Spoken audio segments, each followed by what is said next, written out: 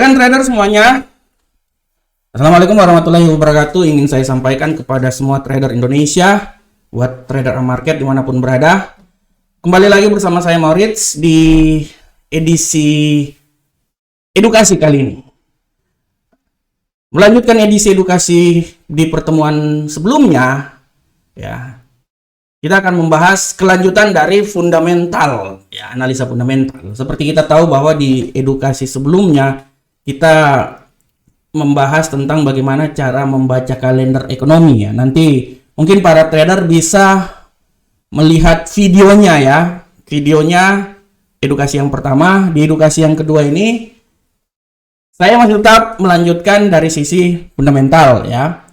Saya tetap masih melanjutkan dari sisi fundamental. Nah, nanti pasti banyak yang bertanya ini, market Maurits ini dia kalau bawa edukasi kok fundamental, ya, kenapa nggak teknikal, ya? Karena di teknikal kan kebanyakan trader di Indonesia ini senang banget teknikal. Nah, ini dia. Seperti yang telah saya bilang bahwa dari awal sekali saya udah bilang bahwa saya punya prinsip teknikal itu adalah sebuah pertempuran dan fundamental itu adalah sebuah peperangan, ya. Jadi untuk memenangkan peperangan, ya, kita harus mengetahui pertempuran. Tapi secara garis besar kita ingin memenangkan pertempuran atau peperangan. Kalau saya ingin memenangkan peperangan. Oleh karena itu saya harus tahu dulu aspek yang paling besar dalam trading dulu, ya. Saya harus tahu dulu arah pergerakan pasar atau arah secara garis besar itu dalam trading itu seperti kayak gimana. Nah, itu yang saya bilang fundamental. Nanti, ya, poin-poin kecil, ya, orang bilang yang masuk dalam peperangan itu adalah teknikal. Nah, teknikal ini saya bilang pertempuran, ya. Di beberapa pertempuran kecil menghasilkan satu peperangan besar. Atau sebaliknya, satu peperangan besar dihasilkan oleh beberapa pertempuran kecil, ya. Misalnya, ya, perang kemerdekaan, ya. Tidak pernah kita bilang bahwa itu perang Diponegoro atau perang Patimura. Nggak, kita bilang perang kemerdekaan.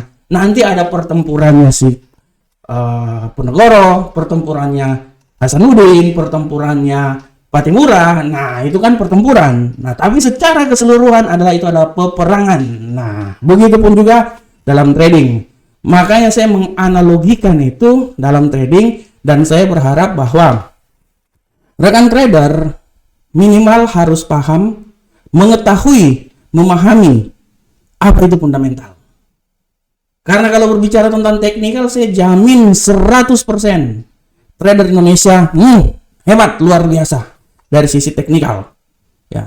Trader Indonesia itu semua broker sudah sangat paham bahwa trader Indonesia itu paling hebat sampai dalam mengakalin sistem.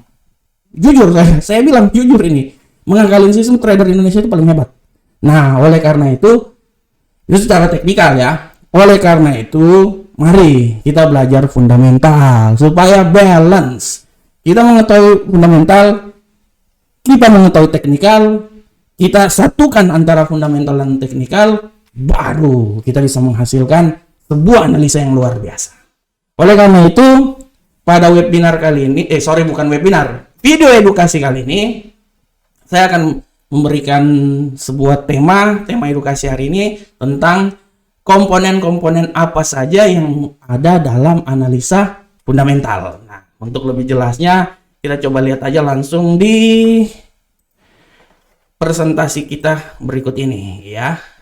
Kita lihat dulu presentasi kita berikut ini. Nah, oke. Rekan trader semuanya, untuk edisi edukasi kali ini kita akan membahas tentang komponen utama analisa fundamental. Nah, sebelum kita berbicara tentang komponen utama analisa fundamental, kita bisa lihat di sini, ya. Gambar sini aja kita udah bisa tahu bahwa forex analisis ada yang namanya teknikal, ada yang namanya fundamental, ada namanya sentimen. Nah, kalau baca masalah sentimen, ya, saya pernah membawakan itu juga di acara webinar market. Pernah, ya.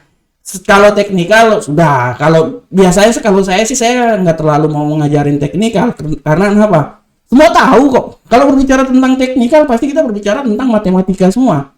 Indikator. Indikator itu dari mana? Ya matematika. Perhitungannya dari matematika. Jadi ya, yang namanya indikator, kalau misalnya RSI, kalau udah sampai 70 ya dia pasti akan turun lagi ke bawah. Kalau udah 30 dia pasti akan naik lagi ke atas. Kalau udah sampai di overbought dia akan turun, oversold dia akan naik. Itu aja. Pasti seperti kayak gitu. Nah, tapi kalau berbicara tentang fundamental, berbicara tentang sentimen, ya, terutama fundamental, kan kita nggak tahu. Setelah ini mungkin bom meledak, dolar menguat, kita nggak tahu. Kita tidak akan pernah tahu itu, ya. Atau mungkin Gubernur Sentral Bank Amerika lagi sikat gigi, bilangnya, wah, saya naikin tingkat suku bunga 100, dolar tiba-tiba menguat, euro USD tiba-tiba jatuh. Akhirnya kita nggak pernah tahu itu. Ya, tapi kita bisa memahami itu dengan tools-tools atau komponen-komponen yang ada dalam analisa fundamental. Sudah sangat jelas. Kita bisa tahu. Oleh karena itu, saya selalu bilang bahwa tugas kita sebagai seorang trader itu memahami fundamental, kita belajar, dan lebih utama adalah kita membaca dan terus membaca supaya bisa menghasilkan analisa yang luar biasa. Oke, kita lanjut dengan trader. Berbicara tentang fundamental, saya singkat-singkat aja ya. Apa itu analisa fundamental? Secara garis besar, analisa fundamental adalah cara menganalisa pergerakan pasar di harga pasar ya, di pasar forex atau pasar trading ya, berdasarkan data ekonomi, berita politik, hankam, dan lain-lainnya yang menjadi pusat perhatian dari para pelaku pasar. Ya, jadi bagaimana cara kita untuk melihat pergerakan pasar berdasarkan informasi-informasi baik berupa itu data ekonomi, berita politik, berita hankam, atau berita-berita lainnya yang menjadi pusat perhatian dari pasar itu tersebut. Ya, oleh karena itu dari analisa fundamental ini, ya, seorang trader bisa meneliti bagaimana dampak dari berita-berita tersebut. Misalnya suku bunga, inflasi, atau mungkin bom yang terjadi, atau misalnya pemilu yang akan terjadi di Amerika, dampaknya misalnya terhadap dolar. Nah, kalau dampaknya terhadap dolar, nanti euro USD seperti kayak gimana, gold seperti kayak gimana. Nah, itu dia. Misalnya kemarin kebocoran pipa Nord Stream 3 ya, yang terjadi di Laut Baltik, dampaknya sangat luar biasa. Eropa terguncang, euro turun, gold pun juga turun, dolar menguat. Nah, itu dia ya. Gubernur Sentral Bank Amerika mengeluarkan statement bahwa inflasi suku bunga dinaikkan 75 BP. Apa yang terjadi? Penguatan terhadap dolar. Akibat penguatan terhadap dolar, goldnya turun, euro USD-nya turun, jatuh bebas sampai 20 tahun terakhir terendah kemarin. Nah, ini dia. Ya, selain itu juga misalnya pengangguran dikeluarkan, angka pengangguran, akibat angka pengangguran artinya kan lapangan kerjanya berkurang. Akibat lapangan kerja berkurang, nanti pengaruh terhadap ekonomi seperti kayak gimana? Pengaruh terhadap nilai tukar mata uang suatu negara seperti kayak gimana? Nah, tapi pada prinsipnya semua berpacu terhadap mata uang dolar. Karena kita tahu bahwa dolar itu adalah mata uang yang paling terbesar dan 80% perdagangan dunia itu menggunakan dolar. Nah, ini dia. Makanya saya selalu bilang, di saat Gubernur Sentral Bank Amerika, misalnya, dia sikat gigi pun juga atau giginya sakit, ya contohnya seperti kayak gitu, ya bisa berguncang semuanya. Ya kalau dia kasih statement, wah gigi saya sakit. Nah kan, ini bercanda rekan trader ya. Oke. Selanjutnya, kita bisa lihat di sini. Dari sini aja kita udah bisa lihat misalnya prospek ekonomi membaik. Nah, akibat prospek ekonomi membaik atau prospek ekonomi menurun. Contoh, berita yang menyatakan bahwa indikator menyatakan bahwa prospek ekonominya membaik. Dari sini kita bisa lihat bahwa akibat dari prospek ekonomi yang membaik, sudah pasti barang tentu bahwa nilai tukar uang pasti dia akan menguat. Ya, pasti 100%. Kalau ekonomi baik, ya kondisi suatu negara itu baik, ya pasti nilai tukar mata uangnya menguat. Ya, pasti akan menguat. Itu dia. Nah, inilah yang harus dipelajari, dipahami setidaknya oleh rekan-rekan trader semuanya. Harus dipelajari dan harus dipahami oleh rekan trader supaya nanti sudah tahu arah pergerakan pasar, dan setelah itu baru menggunakan analisa teknikal dalam trading. Nah, begitu rekan trader. Selanjutnya misalnya ekonomi menurun. Nah, kalau ekonomi menurun ya udah barang tentu ya nilai tukar mata uangnya akan melemah. Nah, ini yang harus dipahami oleh rekan trader semuanya.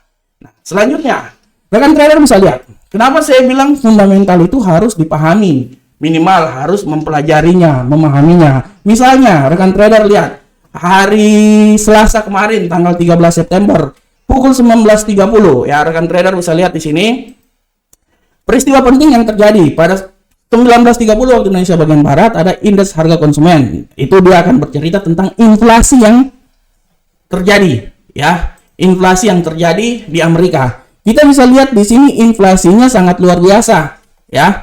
Maksudnya kenaikan inflasinya tidak terlalu besar, ya. Menurun dari sebelumnya. Dari sini udah trader bisa lihat bahwa dia sangat mempengaruhi dolar Amerika, ya. Nah, ini karena berita ini dia menyangkut tentang dolar Amerika, ya. Apa yang terjadi rekan trader setelah dolar Amerika terjadi penguatan? Apa yang terjadi? Euro USD mengalami penurunan yang sangat dahsyat rekan trader, yang tadinya misalnya di 1.01800 dia turun rekan trader bisa sampai di 1.00410. Ini yang harus dipahami. Kenapa? Informasi-informasi ini, fundamental ini minimal rekan trader harus paham, ya. Ya, karena kalau kita bilang bahwa apabila berita ekonomi keluar, fundamental keluar, teknikal itu tiarap. 100% tiarap. Oleh karena itu perlu pemahaman yang mendalam, ya setidaknya mengetahui dulu apa itu teknikal, ya. Ya, apa itu fundamental. Nah, ini contoh peristiwa yang terjadi minggu kemarin. Atau rekan trader bisa lihat di sini, keadaan di saat Rusia menyerang Ukraina tanggal 24 Februari. Rekan trader lihat bagaimana mata uang gold di sini. Di saat Rusia menyerang Ukraina, gold dia sempat goyang, ya, kepanikan ini. Ini kalau gini ini panik nih. Ya, setelah panik apa yang terjadi? Ya, bayangkan dia panik dari 1974 dia sempat turun rekan trader sampai di 1877. Setelah itu apa yang terjadi? Semua berlomba-lomba untuk membeli emas. Emas jadi aset yang safe haven, ya. Emas jadi aset safe haven di mana? Mereka lebih mengamankan. Biasanya kalau aset safe haven kan kita tahu bahwa dolar Amerika yang Jepang sama gold, ya. Biasa kalau ada keadaan-keadaan yang sangat luar biasa, para investor akan orang bilang mencari aman di aset-aset seperti kayak gitu. Makanya rekan trader bisa lihat di sini bahwa setelah tanggal 24 Rusia menyerang Ukraina, kepanikan yang terjadi, ya. Rekan trader bisa lihat di sini kepanikan yang terjadi. Setelah itu rekan trader lihat mereka mengamankan aset gold, dan apa yang terjadi rekan trader? Gold melambung tinggi, dan akhirnya sampai tanggal 8 Maret merupakan pusat tertinggi dalam sejarah gold di seputaran 2070.55, sempat menyentuh poin segitu. Akhirnya bisa lihat perlahan namun pasti udah mulai pelan-pelan menurun, dan terakhir kemarin ya udah di sekitaran 1600-an, 1669 kalau nggak salah, ya. Nah, ini juga harap diperhatikan oleh rekan trader semuanya, ya. Peristiwa-peristiwa fundamental gini, komponen-komponen yang ada dalam fundamental ini harus dipahami oleh rekan trader, ya. Ya. Oke, selanjutnya rekan trader bisa lihat, ya, metode analisa fundamental. Nah, untuk berbicara tentang metode analisa fundamental, rekan trader bisa lihat, pertama kita harus memantau kalender ekonomi dulu. Yang kedua, kita akan membaca dan mengetahui berita ekonomi. Yang ketiga, kita membuat rangkuman permata uang. Nah, rangkuman permata uang itu misalnya seperti kayak gini, rekan trader lihat. Nih, kan kalender ekonomi Selasa 13 September. US dollar. Nah, ini pergerakannya nih sampai segini kayak gimana nih, udah ketahuan kan? Kita bisa bikin rangkuman. Oke, kalau pergerakan ini, berita ini dia sangat punya keterkaitan yang sangat besar dengan dolar. Nah, ini bisa dilihat kalau seumpamanya dolarnya menguat, nanti dia punya korelasi dengan mata uang lainnya gimana? Misalnya dengan euro USD, di saat dolar menguat ya pasti euro USD-nya melemah, ya. Dolar menguat, yen Jepangnya pasti yen akan menurun. Nah, contohnya seperti kayak gitu ya rekan trader ya. Nah, terus setelah itu kita akan menentukan arah bullish atau bearish atau arah netral yang terjadi. Nah, itu dia. Jadi dari analisa-analisa seperti kayak gini kita pantau ekonomi, kita membaca berita ekonomi, kita membuat rangkuman per mata uang, kita bisa menganalisa oke, kalau seperti kayak gini nanti mata uangnya ini seperti kayak gini, asetnya seperti kayak gini, sahamnya, stoknya seperti kayak gini. Setelah itu baru kita menentukan ini pasti dia bullish nih. Oke, misalnya contoh di saat ini saya kasih contoh itu misalnya di saat FOMC, sabar saya masuk dulu di platform. Saya masuk dulu di platform mana tuh? Di platform mana ya? Oke, saya pindah dulu website. Oke, saya pindah ini. Nah, seperti di sini kalender ekonomi, rekan trader dilihat ya. Rekan trader lihat ini kalender ekonomi sudah sangat jelas. Sorry rekan trader, untuk kalender ekonomi rekan trader bisa menggunakan berbagai sumber ya. Bisa di kalender ekonomi investing atau di kalender ekonomi punyanya Amarket, semuanya ada. Atau di Daily FX ya, Forex Factory, ada semuanya ya. Tapi karena saya kebanyakan menggunakan investing, makanya saya merekomendasikan investing. Nah, misalnya pada tanggal kemarin kalau nggak salah itu tanggal 20 berapa nih? Keputusan FOMC mana sih? Hari ini tanggal 27 minggu kemarin ya, kalau nggak salah. Ada keputusan kabar ini 16, 17, 18, 2 hari Kamis. Nah, ini dia. Hari Kamis tanggal 22. Nah, rekan trader kita lihat hari Kamis tanggal 22 ya. Itu sebenarnya hari Kamis pukul 01 ya, tanggal 22.01. Sebenarnya hari Rabu tengah malam banget. Nah, rekan trader bisa lihat di sini. Rekan trader bisa lihat di sini di platform. Nah, akibat FOMC dikeluarkan, rekan trader bisa lihat bagaimanakah pengaruhnya terhadap indeks terhadap USD ya, rekan trader. Rekan trader bisa lihat di sini ya. Nih, ini dia. Tanggal 22 ya. Tanggal 22 kan di sini ya. Nah, ini dia. Oke, ini kan tanggal 22. Nah, rekan trader bisa lihat. Taruhlah di sinilah. Nah, ini ini tanggal 22. Rekan trader lihat di sini. Sebelum FOMC dikeluarkan, ini kan tanggal 22, berarti ini hari Senin lah. Ini tanggal 20, tanggal 20, 21, 22. Rekan trader lihat. Semua udah tahu bahwa saat FOMC dikeluarkan informasi bahwa kenaikan tingkat suku bunga akan sebesar 75 BP, ya. Nah, akibat dari situ kita udah tahu bahwa ini pasti kenaikan tingkat suku bunga 75. Artinya, penguatan akan terjadi terhadap mata uang dolar. Rekan trader lihat bagaimana pasar merespon tersebut.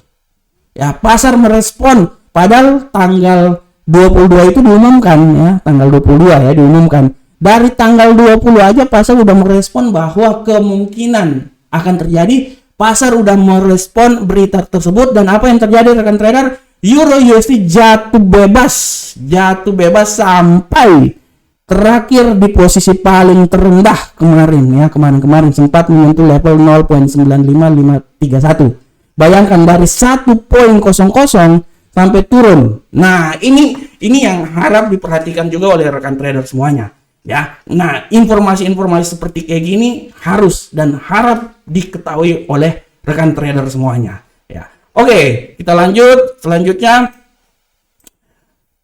rekan trader kita bisa lihat di sini, ya. Metode analisa fundamental. Nah, ini kalau tadi kan metode analisa fundamental, kita bisa lihat sini metode analisa fundamentalnya juga. Yang pertama kita lihat adalah bagaimana pengetahuan yang harus kita miliki, ya. Bagaimana cara menggunakan kalender ekonomi, bagaimana macam indikator-indikator ekonomi yang ada, berita apa saja yang berdampak besar, ya. Berita apa saja yang punya pengaruh terhadap sentimen pasar, banyak. Dan terakhir adalah kita harus banyak membaca dan mengikuti berita-berita yang terjadi. Nah, itu dia, ya. Nah, untuk masalah kalender ekonomi, ini saya mengulang lagi dari pertemuan kita yang kemarin. Rekan trader bisa lihat kalender ekonomi bisa juga misalnya punyanya Market, bisa di Forex Factory, Daily FX, Investing, atau di punyanya Market ya, ID amarket.co. Ini bisa dilihat oleh rekan trader semuanya. Nah, selanjutnya rekan trader bisa lihat 7 jenis berita fundamental yang paling berpengaruh. Nah, non-farm payroll. Ya, rekan trader lihat di sini non farm payroll. Non farm payroll ini, ya sabar saya balik lagi dulu ke ini non farm payroll mana ini website mana? Oke. Nah, non farm payroll biasanya pada hari Jumat minggu pertama setiap bulan ya. Nah, dari sini rekan trader bisa lihat non farm payroll hari Jumat minggu pertama setiap bulan. Ini kita mulai dari sini. Ya, ini rekan trader bisa lihat hari Kamis, hari Jumat. Nah, ini dia. Ketenaga kerja non pertanian. Rekan trader lihat bagaimana yang tadinya 526 dia menjadi 300 ya. Nah, ini dia. Ini ya. Bulan sebelumnya 526 tapi diprediksikannya 300 tapi yang terjadi adalah 315K. Inilah yang mengakibatkan ya, inilah yang mengakibatkan kenapa penguatan terhadap dolar Amerika sehingga membuat yang lainnya pada turun ya. Euro USD, gold dan lain-lain. Nah, ini rekan trader lihat indeks pembelian PMI. Nah, ini juga ya. Nah, ini juga. Ada sebenarnya gini rekan trader, sebenarnya ya. Berita-berita ekonomi yang paling penting itu ada seperti ini ya. Non farm payroll, produk PMI yang tadi saya baru bilang, suku bunga NHK ya. Nah, tingkat inflasi itu kayak itu yang tadi yang IHK, indeks harga konsumen, penjualan eceran retail, tingkat pengangguran. Nah, tingkat pengangguran itu rekan trader bisa lihat di sini. Nah, ini bisa lihat rekan trader. Nah, biasanya sih 1 minggu sekali mereka bilangnya, biasanya kalau nggak salah hari Jumat ya, hari Jumat atau hari Kamis. Nah, angka pengangguran. Nah, ini klaim pengangguran. Rekan trader lihat. Ini kan klaim pengangguran ya. Jadi kalau klaim pengangguran itu rata-rata tiap minggu selalu dikeluarkan. Tiap minggu dikeluarkan ya. Nah, terus yang paling utama itu adalah selain ini, selain 7 berita ekonomi yang penting ini ya, suku bunga, PMI dan lain-lain ya. Yang paling utama itu kadang-kadang yang sangat berpengaruh juga ya rekan trader ya, adalah statement-statement yang dikeluarkan oleh Gubernur Sentral Bank ya. Ini harap diperhatikan oleh rekan trader semuanya. Pidato misalnya, pidato dari, nah ini misalnya kemarin ya, pidato dari Gubernur Sentral Bank Europe Christine Lagarde, atau pidato dari Gubernur Sentral Bank Amerika Jerome Powell, atau dari Central Bank England ya. Nah, ini juga merupakan faktor yang sangat menentukan. Ini merupakan pidato gubernur Central Bank, misalnya NCB, sangat mempengaruhi terhadap pergerakan mata uang. Nah, ini juga merupakan faktor yang harap diperhatikan oleh rekan trader semuanya. Biasanya kalau suatu mata uang dia berakibat sangat tinggi, sangat bergejolak volatilitasnya tinggi, pasti seorang gubernur Central Bank akan melakukan pidato untuk menetralisasi keadaan tersebut. Pasti akan menetralisasi keadaan tersebut. Makanya rekan trader harus paham juga, selain 7 berita ekonomi ini, yang paling penting juga salah satu faktor itu adalah statement-statement yang dikeluarkan oleh gubernur Central Bank masing-masing. Itu paling penting ya, karena biasanya dari statement-statement tersebut pergerakannya sangat luar biasa. Rapat FOMC, nah rapat FOMC itu pergerakannya sangat luar biasa rekan trader. Itu 1 bulan sekali ya, biasanya akan dilakukan pada hari Kamis, Rabu malam, Kamis dini hari, di tengah-tengah bulan. Nah, itu dia yang makanya tadi saya bilang setelah FOMC dikeluarkan, bagaimana kan? FOMC akan mengeluarkan tentang kenaikan tingkat suku bunga yang akan terjadi di Amerika. Nah, ini yang harus diperhatikan oleh rekan trader semuanya. Nah, oke. Selanjutnya, saya memberi suatu peringatan buat rekan trader semuanya bahwa penggerak yang mendorong naik atau turunnya nilai tukar mata uang itu sebenarnya bukan dari data ekonomi, bukan rekan trader, tapi sikap mayoritas pelaku pasar. Ya, data ekonomi dikeluarkan. Kenaikan tingkat suku bunga 75%, itu kan data. Tapi bagaimana reaksi pasar terhadap berita ekonomi tersebut? Elon Musk dia bilang dia beli ini, kripto. Apa yang terjadi? Harga kriptonya naik. Elon Musk bilang, oke, saya akan yang beli Tesla bisa menggunakan Bitcoin. Apa yang terjadi? Harga Bitcoinnya naik. Ini artinya kenapa? Naik turunnya pergerakan itu sebenarnya dari bukan statement ekonomi, bukan, tapi dari sikap para pelaku pasar tersebut. Ingat ya, kitalah yang menentukan. Misalnya kepanikan yang terjadi ras waktu tahun 1998 ya, penarikan mata uang di Bank BCA itu kan, ini kan mayoritas sikap dari pelaku pasar, kita sebagai pelaku pasar. Nah ini dia, jadi sebenarnya pergerakan yang terjadi itu karena sikap dari pelaku pasar, bukan dari data ekonomi yang dikeluarkan. Data bisa dikeluarkan, tapi kalau sikap ekonomi ya santai-santai aja, akan santai. Tapi kalau sikap pelaku pasar agresif, pasarnya juga akan agresif. Ini dia, ya. Ini yang harus diperhatikan oleh rekan trader semuanya.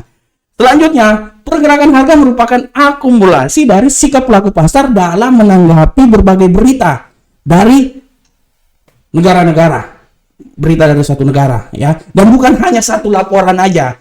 Berita ini dikombin dengan berita ini, berita ini dikombin dengan berita ini. Nah, itu dia rekan trader. Selanjutnya rekan trader, yang paling penting selain analisa fundamental, agar kita sukses, kita harus mengetahui analisa teknikal juga. Kita harus mengetahui psikologi trading kita.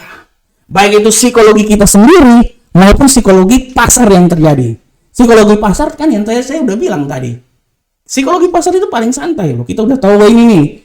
Kalau psikologi pasar maksudnya gini, di saat kita udah tahu bahwa Gubernur Sentral Bank akan menaikkan tingkat suku bunga, itu psikologi pasar akan menanggapi pergerak berita itu dengan cepat.